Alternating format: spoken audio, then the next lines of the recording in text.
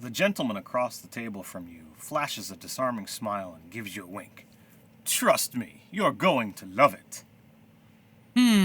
Ted, does this guy seem like he's on the up and up? Are you saying you don't believe him? He seems a little shady. Alright, well I guess I'm going to need a skill check to see if you can tell what's going on. This seems like a good time for us to talk about 3 must-have skills in D&D.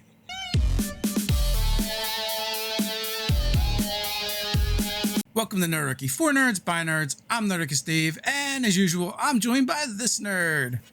Nerdarchy Ted. Keep adding to your skills with a steady stream of D&D videos in your YouTube feed by hitting that subscribe button. But if it's Nerdarchy knowledge you're after, then you're going to want to ring that notification bell. Before we jump into this video, I just want to take a moment to thank our sponsor, Easy Roller Dice, for all your dice rolling needs. Whether it's your first set of dice or your 1 millionth set of dice, Easy Roller Dice has got you covered. Down in the description, you're going to find a link and a one-time promo code for a whopping 20% off. Go get yourself some Easy Roller Dice. Because, you need dice in order to make skill checks, right? You do need dice to make skill checks. Now, Ted, before we get started, we got to throw out a disclaimer here. Look, you may use different skills in your game. We're going to talk about our experience with the game and the different players we've talked to and what happens in our games a lot of times.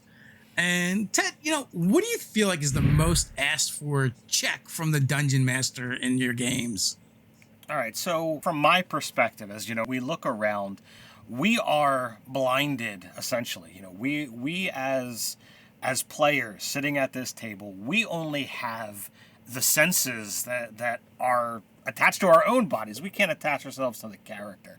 So in order to see and hear and know what's going on around us, we have to ask the Dungeon Master. And so I feel like in those cases, there are so many times of hidden things, searching for things, what have you. Perception has got to be, the number one skill for 5th edition. Yeah, it comes up the most. I feel like, the DM is, often asking us, what's your perception? What's your passive perception?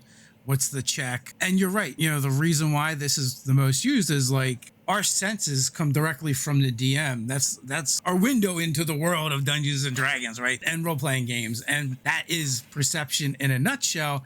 And so if we want to find things that are hidden, or if we have to rely on one of our other senses, that's going to come up a lot. And matter of fact, so much so, in previous editions, you would have like secret roles, right? Oh, of course, yeah. To determine, and the DM might make these rolls for you. 5e kind of came up with a bit of an elegant solution to that, and that was to add passive perception checks, or passive perception was added with 5th edition, where it's just 10 plus your perception score. So the DM no longer has to ask you, because, you wouldn't necessarily know if something's happening. I mean, as soon as the DM asks, right, everybody is like, can I make a perception check? Can I make a perception check? But if the DM has your passive, they can just look and go, oh, it's a 15. The bad guy's hiding it at 16 or whatever. So you wouldn't know they're there. I think it's an elegant solution. So whether you're, trying to see whether you notice the hidden goblin, whether your casual stroll down the shelf of a library, whether a tome that has an interesting title or something that might leap out at you, or, whether the faint scraping of, claw marks, are heard down the alley, as you said, could have been in earlier editions, that hidden role. The passive perception score winds up giving you those kinds of things and allows the game to flow so much easier. But I know that there's some DMs who still miss and still love those hidden roles, and there are times where, like, okay, the 17 passive perception, because you're awesome, might not do it, so I still think there are some DMs who wind up rolling it just to see if, well, maybe you're concentrating a little bit better this time, and see if they get above that 17 to allow for things like that. Now, I think there's another skill that kind of pairs with perception, and oftentimes one might precede or follow the other, and that's investigate, right?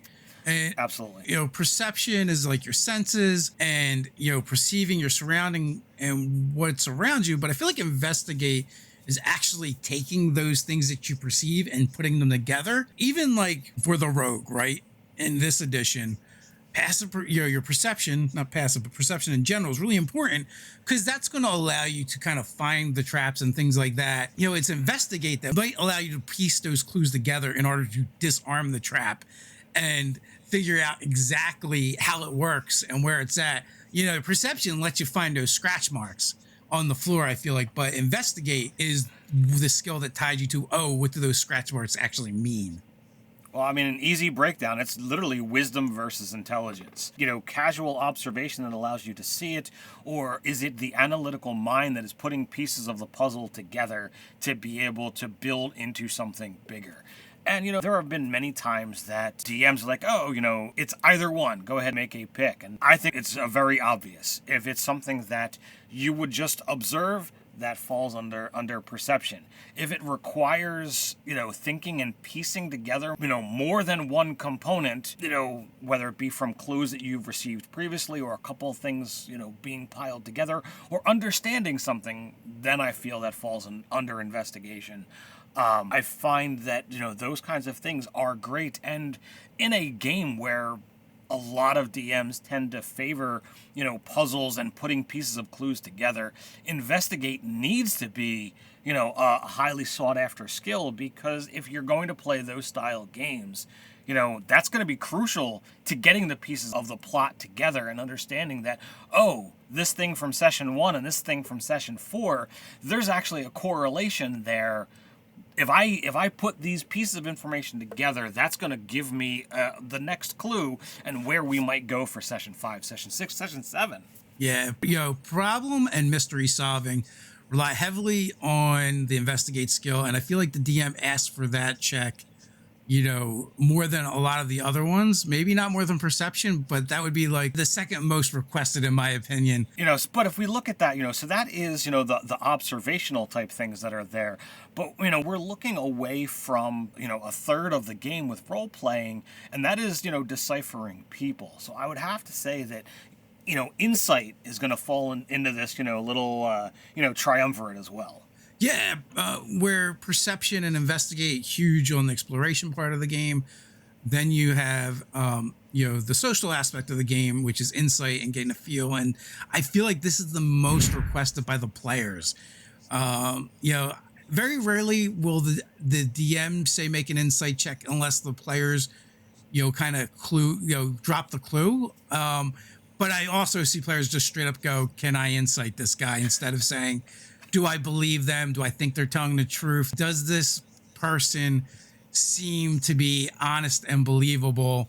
I feel like because it's a game, a lot of times people will be like, can I insight this? Instead of, doing more of the role-playing aspect of it. It's true. And I've seen both sides. There have been times where I've seen a player and you can see the thought forming in their mind and, the eyebrow raises or what have you. So without even asking, I'm like, yeah, go ahead and make an insight roll. And I've definitely seen that happen at tables.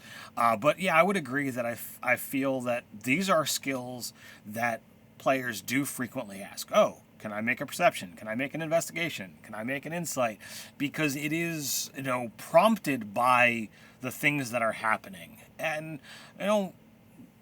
this is our way to try and figure out clues. This is a way for us to gather pieces of the story that the DM has not told us yet. And, if I can make an insight roll and find out, oh man, this NPC that we've been dealing with for a while now is all of a sudden seeming a little bit more shady and a little bit more distant. Well, perhaps they're related to some of the events that are going on. Perhaps they're linked to, the bad guy that we've been tracking down and now they're trying to pull back.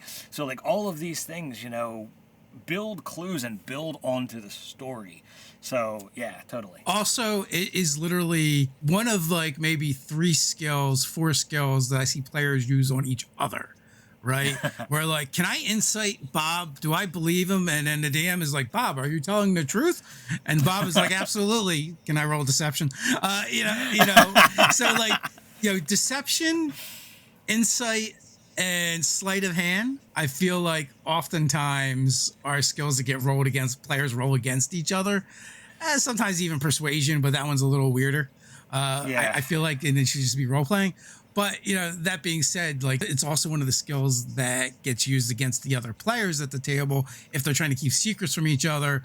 So that's another reason why I say that is also one of the most used skills at the table. So you're probably going to want to have it. The question is, what skills get used at your game? You know, you might be using different skills than we do. Your tables might play differently than ours do. And you might emphasize different parts of the game. So therefore, you know, these skills aren't as important to your table. Your mileage will kind of vary with that. Do you want another D&D video where we talk about skills? Checking out Breaking the Game with the Persuasion skill. You know, when we aren't making D&D videos, we're creating 5e content for players and DMs alike over on Patreon. That isn't all. We've got monthly fan games, we got weekly patron-only live chats, and so much more. So until next time, stay nerdy. Stay nerdy.